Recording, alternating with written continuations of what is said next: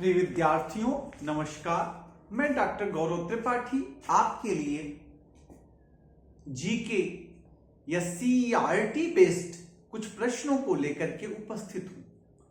इस वीडियो का उद्देश्य होमगार्ड परीक्षा, नवाब अली वर्दी खां की मृत्यु के बाद नवाब सिराजुद्दौला बनता है। बंगाल का नवाब कौन बनता है?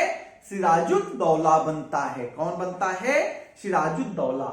प्लासी का युद्ध कब हुआ? प्लासी का युद्ध 23 जून 1757 को हुआ। प्लासी का युद्ध 23 जून 1757 को हुआ। प्लासी का युद्ध कब हुआ? 23 जून 1757 को हुआ। प्लासी का युद्ध 23 जून 1757 को हुआ। इस युद्ध में सिराजुद्दौला क्या होता है? हार जाता है। प्लासी का युद्ध अंग्रेजों और किसके बीच हुआ? सिराजुद्दौला के बीच हुआ। सिराजुद्दौला प्लासी के युद्ध में हार जाता है और अंग्रेजों ने मीर जाफर को बंगाल का नवाब बनाया। किसको बनाया? मीर जाफर को। किसको बनाया? मीर जाफर। ये मीर जाफर कौन था? सिराजुद्दौला का सेनापति था। सिराजुद्दौला का सेनापति था ये। और अंग्रेजों ने मीर जाफर को मिला लिया था। मिला लिया। परिणाम क्या हुआ? सिराजुद्दौला हार गया। सिराजुद्दौला जब हार गया तो मीर जाफर को अंग्रेजों ने बंगाल का नवाब बना दिया। और आगे चल करके मीर जाफर को भी हटा करके मीर कासिम को बंगाल का नवाब बनाया। मीर जाफर को हटा के किसको बंगाल का नवाब बनाया? मीर कासिम को बंगाल का नवाब बनाया। और मीर कासिम को क्या बनाया? बंगाल का नवाब बनाया। मीर कासिम को बंगाल का नवाब बनाकर क्या लाभ अंग्रेजों ने लिया? उससे 3 क्षेत्र, चटगांव, मिदनापुर और बर्धमान। कौन कौन गांव? कौन कौन से? चटगांव,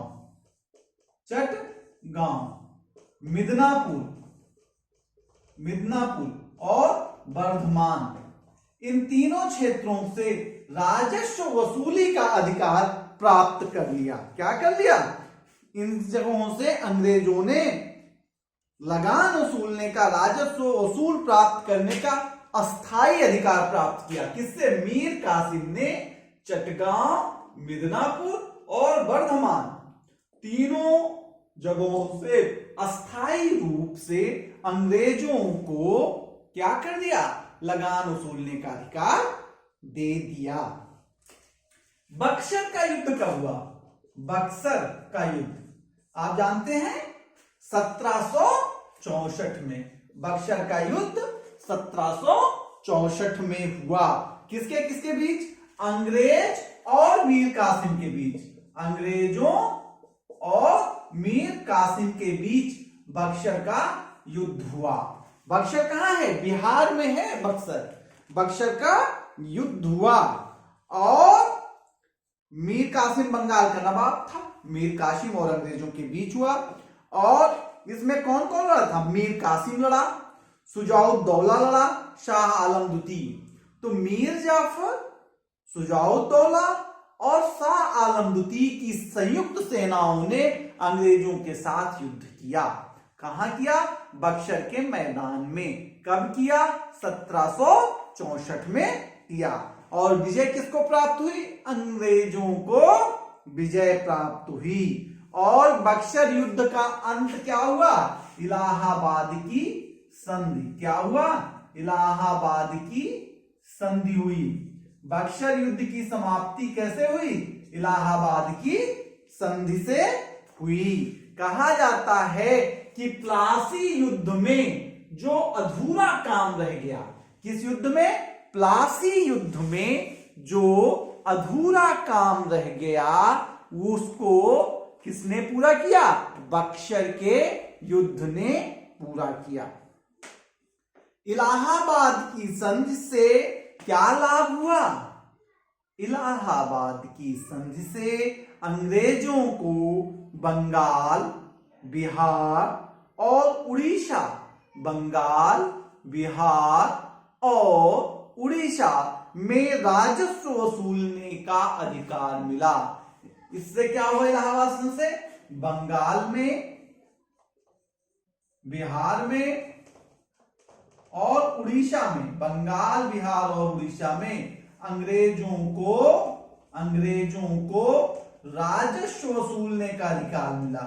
अंग्रेजों को राजस्व वसूलने का अधिकार मिला। ठीक है। बंगाल में अकाल कब पड़ा? बंगाल में अकाल 1770 में पाया। बंगाल में अकाल 1770 में पड़ा। रेगुलेटिंग एक्ट कब आया? 1773 में आया। रेगुलेटिंग एक्ट कब पारित हुआ? 19 जून 1773। 19 जून 1773 को रेगुलेटिंग एक्ट पारित हुआ। परिणाम स्वरूप वारेन हेस्टिंग्स को बंगाल का गवर्नर बनाया गया। कौन बना रेगुलेटिंग एक्ट के पारित होने के बाद गवर्नर बंगाल का? Warren Hastings. वारेन हेस्टिंग्स क्या बना? बंगाल का गवर्नर बना। अंग्रेज मैसूर युद्ध कब हुआ? अंग्रेज मैसूर युद्ध 1767 से 69 तक। अंग्रेज मैसूर युद्ध कब हुआ? 1767 से 1769। अंग्रेज मैसूर युद्ध कब हुआ? 1767 से 1769। और यह किसके बीच हुआ? हैदर अली और वारेन हेस्टिंग्स के बीच हुआ। अंग्रेज मैसूर युद्ध वारेन हेस्टिंग्स यानी अंग्रेजी सेना और हैदर अली के बीच में हुआ। ठीक है। 1780 में द्वितीय आंग्ल मैसूर युद्ध हुआ। 1780 में कौन सा युद्ध हुआ? द्वितीय आंग्ल मैसूर युद्ध। द्वितीय आंग्ल मैसूर युद्ध हुआ। और यह कहां हुआ? यह मैंगलोर की संधि 1784 से समाप्त हुई। द्वितीय आंग्ल मैसूर युद्ध मंगलोर की संधि से समाप्त हुआ। सेकेंड आंग्ल मैसूर युद्ध किससे समाप्त हुआ? मंगलोर की संधि से। पूछ सकता है कि मंगलोर की संधि से कौन सा युद्ध समाप्त हुआ? तो द्वितीय आंग्ल मैसूर युद्ध कब? 1784 में। कब हुआ? 1784 में। हैदर अली की मृत्यु के बाद कौन सुल्तान बना? टीपू। टीपू सुल्तान शासन किया, मैसूर का शासक बना। कौन बना? हैदर अली की मृत्यु के बाद टीपू सुल्तान क्या हुआ? मैसूर का शासक बना, जो कि 32 साल का था। कितने साल का था? 32 साल का था।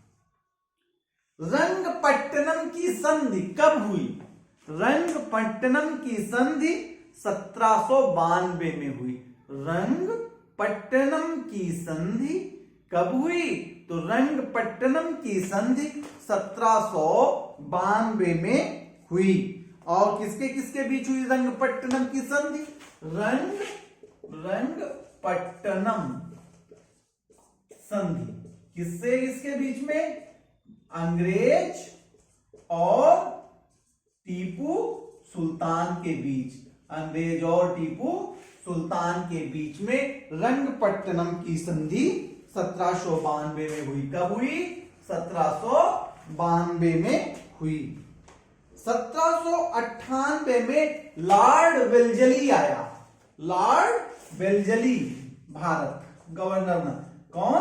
वेल्जली। लॉर्ड वेल्जली कौन बना? लॉर्ड वेल्जली बना। और लॉर्ड वेल्जली का मेन काम क्या है? सहायक संधि इसी की दी हुई है।